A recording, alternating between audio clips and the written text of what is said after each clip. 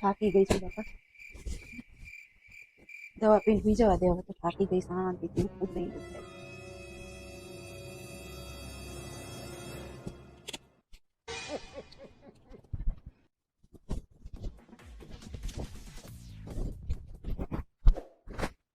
હે માતાજી, મમ્મીએ દવા પી લીધી અને લગતા હતા કઈક. મારે જલ્દી મીતને ફોન કરવો પડશે.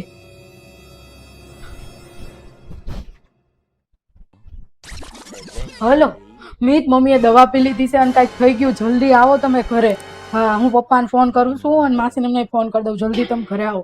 અરે શી ખબર, બેભાન થઈ ગયા છે. હા, અને હું પપ્પાને ફોન કરું. હા એ હા.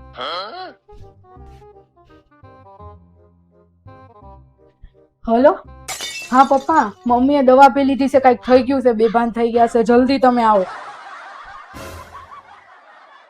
એ તો દવાનું ગેને એટલું ચડે છે ને, શું બધાને રાડો પાડે જોવા દે. શું થયું આ દવાથી તો આંખે ઉઘડતી નહીં, તબિયત સારી નહીં.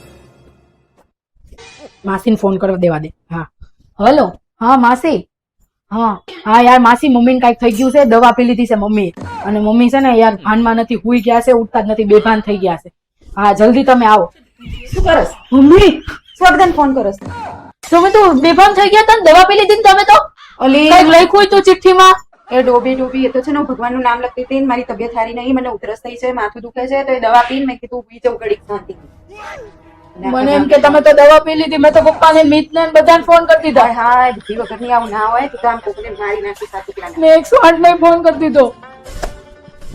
હા તો લો, ઉધરસની દવા પીવામાં જમાનો શાંતિથી ઉઠાઈ દેતા નહીં. મને તમારી ચિંતા ગઈ, દવા પી લીધી. પણ પહેલા આમ જોવાય તો ખરું, દવા તો જોવાય કે શું છે. સીધા ફોન જ કરવા માંડે છે.